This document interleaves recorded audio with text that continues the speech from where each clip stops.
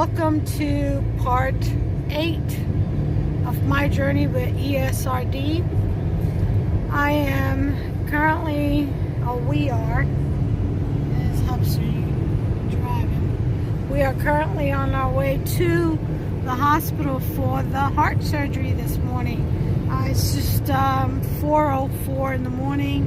I have to report in by 5. I believe surgery begins at 7:30, which is great because I hate when they tell you, don't eat anything and after midnight, which for me the biggest thing is the coffee in the morning.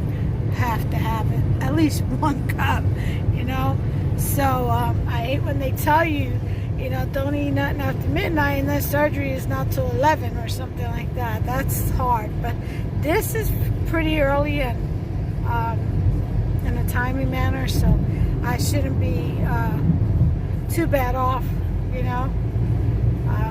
without my caffeine. But I didn't sleep because the anxiety of it all, just anxious. And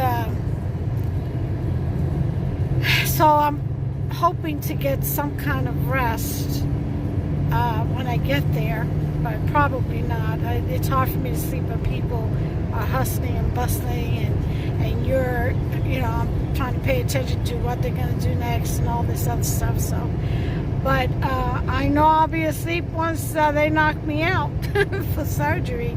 So looking forward to that rest, I tell you.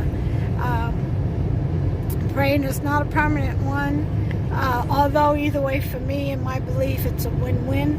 But out of respect for the life that God's given me, I'm praying for His healing hands to rest upon me through this surgery and bring me out with the victory. Amen to that in Yeshua's precious name. But anyway, we're on our way to the hospital, and I guess I'll tune in with you when we get there and kind of do little clips of, the procedures leading up to the surgery. Because I'll be knocked out, I won't be able to film. So, not sure how knocked out I'm going to be though, since they are going through the groin. I don't know. Well, I've never had this procedure before, but I know I consulted with the anesthesiologist yesterday, which, by the way, let me tell you, the paperwork said to be there at 9:30 yesterday, which we were, and it said plan on being there for 2 hours. We didn't get home till what, 4:30? 4:30 in the afternoon. I'm telling you, they took blood, then they did the blood gas, then they did the x-rays, and then they did an EKG, and then it was going through my entire medical history, because evidently the VA wasn't fast enough in sending them my file with my history, and then I had to go through all my medications and milligrams, and it was something. And then I had to see the anesthesiologist after that, plus get registered to be able to come in today, get my bracelet and all that, which I'll get put on my wrist once I get there. And yeah, so it was a long day. We thought Hubster was going to be able to go back to work yesterday. No, we didn't get home till 4:30. But we did. We were able to grab some lunch at Denny's, and the waitress was so sweet, and she remembered us from 2 years ago. From 2 years ago. We've only been there, 3-4 times? 4 times maybe in 2 years, and she remembered. What got her attention, what triggered her memory, was I was wearing my veterans hat. And she naturally applied the veterans discount. We don't really ask for it anymore, do we? We really don't ask for it at all, unless he's going to Lowe's or Home Depot. He'll ask it then. They're pricey, that lumber. But going out to eat, we really don't ask for a military discount. most of the time we just don't remember, you know. But hey, these are hard times, you know. So, but she applied it without us even asking for it because she saw my hat, and then she thought about it. She says, that accent, my New York accent gave it away. And she says, I remember that voice, you know. That's what she was telling me afterwards. And then she recalled. And she even recalled where we were sitting and that she served us, you know. And it wasn't even her day to come in and work. She just picked up some extra hours. And her dad's a veteran too, retired military. And she said, and that is what brought it all together. So I thought that was so sweet. That, you know, it's funny how God, you know, small world, how God just brings us around together, you know, like that. The sweetest girl ever. But anyway, so yeah, we had that moment. That was really nice. But we went to Denny's. We had a good lunch, and then breakfast actually, and then we came home and relaxed because we had been running all day at the hospital. And that was it. We had a nice evening. Mom was over at the house. She was caring for Boots, my service dog. And she just loves Mama, loves her. I mean, she will lay her head down on Mama's shoulder, and she actually goes behind her and she'll sniff her hair, and she'll start trying to eat her hair and lick her face. She doesn't do that to me, but she does it to Mama. Joe Biden in disguise. David said it's Joe Biden in disguise. Must be Joe Biden's dog, his real dog. We got it. Oh my God! Well, whatever. Let's be respectful now. But that was funny. Anyway, we're on our way to the hospital. You all have a blessed day. All my prayer warriors, please. I need you. Pray for me that I will have a successful outcome, that Yahuwah will rest his healing hands upon me, that I will come out unscathed and better for it. All the better for it. In Yeshua's precious name. Amen. I'll see you guys later. Okay, guys. Well, I'm here. And let me show you the lobby. There's no one here.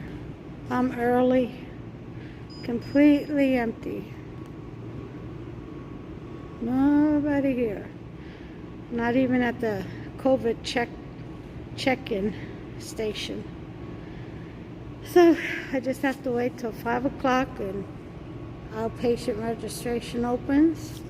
I show them my magic card and they'll take me to the second floor. So, anyway, Hubster just dropped me off because I don't want him to miss any more hours than he needs to. We need to save the hours for when the transplant happens, because that's going to be 5 weeks. Yeah, so we're trying to save as many hours as possible. Anyway, I'll check back with you guys here in a sec. Hey, y'all. Well, I made it upstairs. I've been banded. Let me show you. Okay. And just waiting for them to come and get me. I guess to take me to the 5th floor. So I went from the 1st floor to the 2nd floor to the 5th floor. Loving this COVID. Anyway. Got my name tag, been screened. It's quiet. I'll go ahead and check in with you in a minute. Well, here I am, guys, getting dialyzed. I think it just brought her peace. Here's the machine.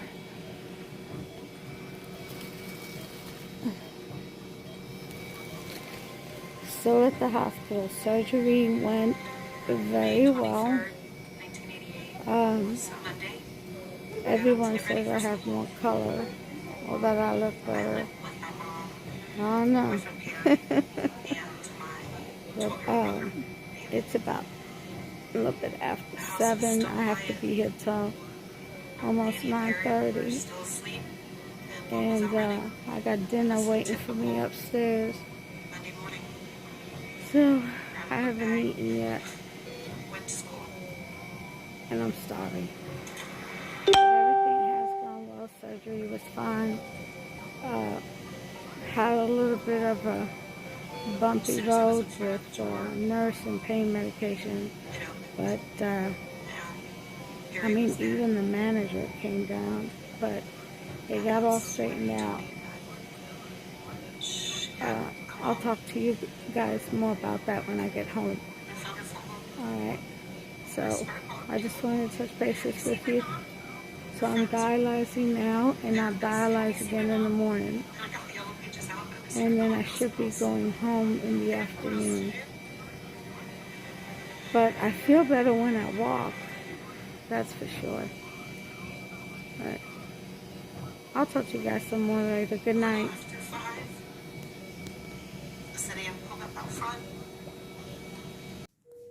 Hey everyone. It's Manny again. This is post-surgery. This is Friday. So it's the day after.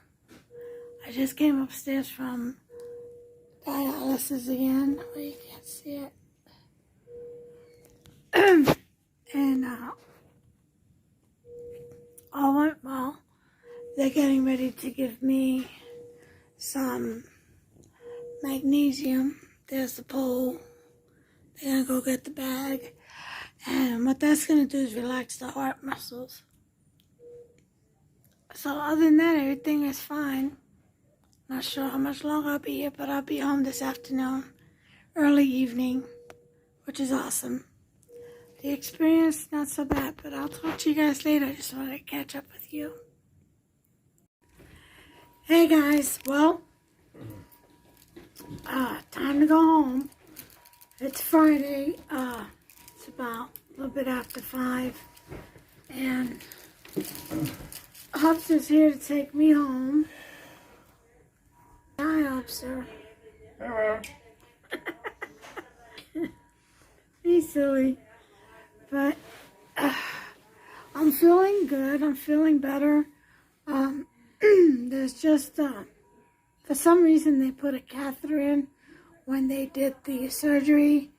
I think it's because my potassium was a little bit high, whatever that is. Whatever that causes that to alleviate. I don't know what a catheter helps, how it helps, but they did that, and they took it out, and now it's causing a little bit of a discomfort, some pain in my lower abdomen. It's not from the surgery, though, because they went in through the left groin and the right groin.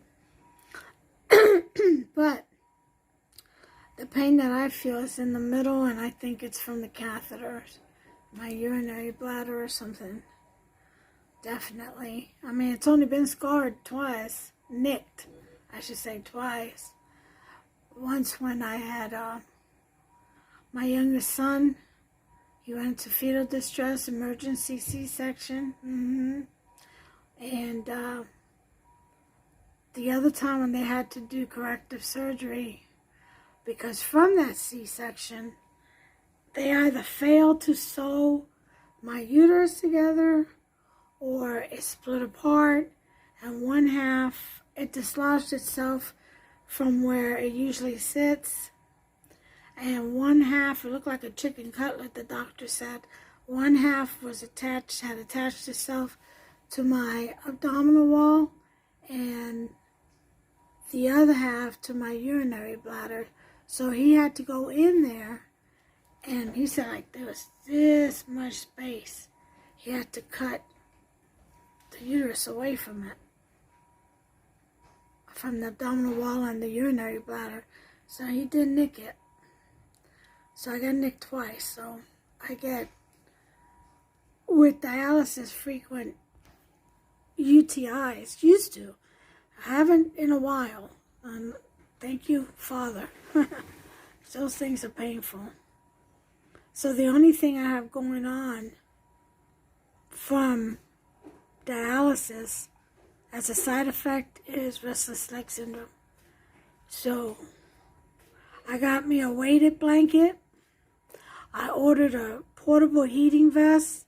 I have to buy a compact charging power pack so I can put it in the pocket of the vest and turn it on when I'm at dialysis, because otherwise it's painful when that cold hits your bones and you're sitting in that chair perfectly still for 4 hours. Yeah, it don't matter how many blankets they throw on you, it seeps right through. And when you have this disease, you cannot tolerate cold.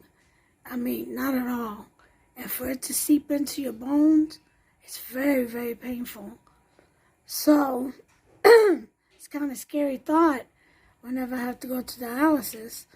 I'm like, man, I have to drive myself to experience pain for 4 hours, you know? That'll mess your mind up, you know? That is not easy. But with the vest, once it gets here, hopefully, it'll make things a lot easier. Until then, I just have to bite the bullet on it. But I'm just letting you all know what to expect. They used to have heated chairs, but they're stopped that because of fire concerns, or fire hazard concerns. Anything not to make it comfortable for a patient, I swear, these days. But anyway, I had gotten into it with the nurse here right after surgery when I woke up. And the CNA went and got the nurse manager.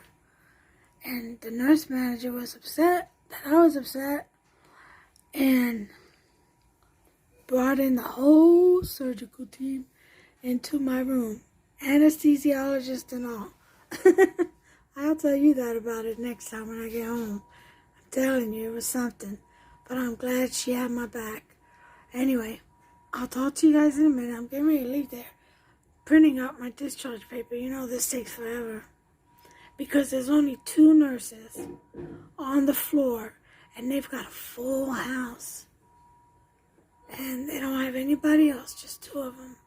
So I gotta cut them some slack, you know. And they're as sweet as they can be. Those 2 nurses are. The other one, the first night, I don't know what she was. I ain't seen her since. But, I'm like, dude, you know, I'm the patient here. You're supposed to be the nurse, my caretaker. What's going on with you? But anyway, I'll tell you all about it when I get home. I'll talk to you later. Hey, everyone. We finally made it home. I'm exhausted. Everything went well with the discharge. So, let me tell you what happened. If I keep coughing like, it's because the tube they put down my throat still a little raspy. So, forgive me for that. So here's what happened at the hospital. When I woke up out of surgery, I felt this tremendous pain in my lower abdomen, like right in the center. And when I moved, I felt that I had something inside of me. So anyway, the nurse came and she told me that it was that I put a catheter in my urinary bladder, and I'm like, they didn't tell me that before I went under. They didn't tell me they were going to put a catheter in, but it was bothering me bad. I mean, painful. I told her, I said, well, you don't have to get it out. She said, let me call the doctor. I said, that's fine. She said, I'll text her. I said, that's fine. Texting her meaning she was not on the floor, whoever the nurse practitioner was. Oh, I hate this. Anyway, yada yada, she comes back and, oh, she's doing another patient. She can't come to my aid right now. So I was like, well, there's got to be more than one nurse that I can have take care of me, you know, a nurse in charge. I'm thinking she was a PRN, a nurse practitioner. Anyway, she she finally comes up because Alicia, the CNA, would not, or I think she's a nurse too, I can't remember. I think she's a CNA. She would not let her up on it, so she kept texting her. And she finally came up. And I told her the issue. I told her I'm experiencing a lot of pain. She didn't want to take the catheter out, so they didn't give me something for the pain. I said, but you should take my catheter out. Well, back and forth. She didn't want to give me anything for pain. And that's when I kind of went off in a nice way, though. I said, right behind you is a chart with all these different faces. And it says on the chart to let you, or that we, the patient, is supposed to let you all know when we feel in any one of those kind of faces. And that you would help us. And that's what I'm doing. Mind you, it's not like I just had heart surgery or anything. I mean, you know. She said, oh, well, it's unusual for, check this out. It's unusual for heart patient to have pain. I said, is that how you measure them? Just a blanketed statement? Just like you don't do individual cases? You don't care if they have other diseases like end-stage renal disease, which is painful in itself, apart from the surgery, apart from the catheter? Well, I said my choice of words, not cuss words now. But she's like, I cannot prescribe you. I said, really? I said, then I want to go home. I said, where's the phone? I want to call my husband and tell him to come get me. Oh, if you go home, you'll die. I said, I'd rather die there in comfort, okay, in my home than here where I'm not getting any help. So I might as well be comfortable. And Alicia was like, oh, don't say that. I said, it's true. I mean, what does she think? I'm going to say, okay, I'll stay in pain, even though if I could, I'd be doubled over. Anyway, Alicia, she leaves the room, the nurse did. Alicia said, hold on, I got one more thing that I'm going to try. Next thing I know, this other lady comes into the room and she says that she's the something in management, I guess in charge of all the nurses. Alicia called her. So with Alicia there, I explained what happened. I told her that the nurse was snippy. She refused to work with me on it.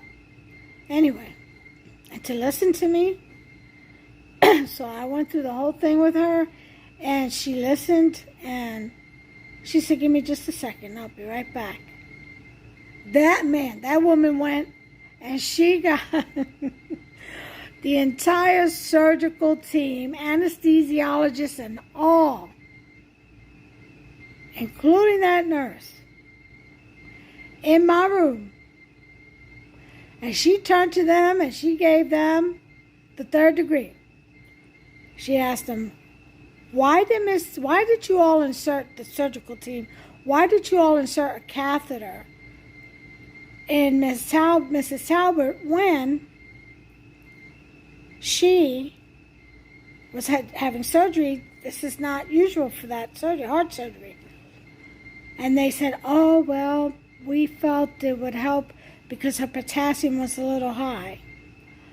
So I jumped in, I said, ma'am, I said, I don't have a problem with the surgical team. They were wonderful. Anesthesiologist was wonderful. And his name is Brian. He said, you causing trouble? I said, yep, I sure am. And he laughed. I mean, we had a good rapport. All of us did before I went under. I didn't like the fact that I woke up with an unexpected attachment, but they did a wonderful job, you know, and I can't deny that. So when I said that, they all nodded and smiled and said thank you. And so she let them go, and she turned to that nurse and pretty much, well, she didn't say anything to the nurse in front of me. But she said, okay, well, Miss Talbot, we're going to get you what you need, and we're going to get you out of pain. Don't you worry. And then she told the nurse, let's step outside. And they went out there, and I didn't see that nurse back again. She gave orders from behind the scenes. Yeah, she didn't show her face again on the floor. The nurse manager did the next day, this morning. But not that nurse, not the one in charge of all the floor nurses. But here's the thing. Alicia was telling me, I'm proud of you because most patients would have just given up or given in, and you spoke up for yourself. And you have to have your voice heard. Especially when the things are going, with the narcotics, and I get it. But it's not like I'm knocking on your door asking for pain pill without a reason. I just had heart surgery. And y'all just stuck something inside of me that wasn't supposed to be. And it's hurting. Now, I could take the pain level of end-stage renal disease. It goes to like a 7. It's what I experience every day. Sometimes an 8, and then I'll just take a rest on the bed, and I'll lay down, and I'll sit down, and that'll be that. But I push through it. I don't complain. I push through it. I can do that. I can tolerate that. I feel like it builds up tolerance, instead of just giving in every time you feel an ouchie. That's just the way I do it. I'm not saying everybody should. That's just me, my preference, to build up tolerance for pain. Plus the fact that I was in the military probably helped too. But the thing is this. If a person like me tells you, okay, I'm at a pain level where I need some help, you need to hear me and you need to believe me. And you need to not give me no lip about it. And just get on with it and get me what I need. So anyway, so that is what happened. After that, whenever I experienced the pain, they took the catheter out. Alicia did. She pulled it out. And I'm still feeling severe pain in my lower abdomen. So I don't know what happened there, but I still have it. And they said if it doesn't go away, to make an appointment and come back. And they did release me with pain medication. I didn't even ask for it. I said, I'm not going through World War III again. I said, I'll just bite the bullet. That's what I was planning on doing. But they did release me with a prescription for pain medication. And it should last me, there's 12 of them, so it should last me 5 days, I guess, 5-6 days. I figure one in the morning, one at night, I'll be good. I can do that. Maybe one a day until it stops hurting. But anyway, so that was my experience. And it's something else. If you guys, you got to open your mouth. You shouldn't have to continue to suffer in pain because someone on the opposite side, is going by paper instead of by patient. Is judging you on paper instead of in person. You know what I mean? She didn't even take the time to look at my chart. I know because she wanted to give me something with Tylenol or something. I can't take Tylenol because of my liver. If you would have looked at my chart, you would have known that. But I talked to the manager. I told her, I said, now, most Tylenol is like 500 milligram strength and stuff like that. But I can probably tolerate a small dose of Tylenol, without it upsetting the liver too much. But to just be straight Tylenol, no. I'm asking for it then. And that pain is unbearable. When my liver starts to leak enzymes, it is painful. It's like somebody is got a saw, miter saw or something, and just drilling away in the same spot over and over, not cutting deeper, not, letting off, just in the same spot, like a constant scratching. And it is painful, and it's double over pain. I wasn't going for it because I knew what it was going to cause. And when you know the pain is going to be even worse if you take a Tylenol, that'll give you the strength and the courage to stand your ground, I tell you. Yeah, that's an ugly pain. It's like pancreatitis. Whew. Lord have mercy. I thank you. I thank him every day for bringing me through that. But I'm home. Surgery went well. The only thing is my right hand. I couldn't even sign my name. I can't hold on to a pen or grip grip well. That's the only thing going on, and they're going to keep an eye on it. It'll be about 3 weeks before everything, before they can tell how everything is or how everything really went. I do know one thing. I'm darker. I got more color, pink. I got more color tone to my skin. I was able to tell by my legs. The nurse was like, "Oh, you look so much better. Man, you got more color in your face." I was like, that's that blood flow. So anyway, continue prayers for me, please. And until episode number 9, I have to go in to get the PD catheter taken out. So I'll see you in episode 9. I'll let you know how that goes.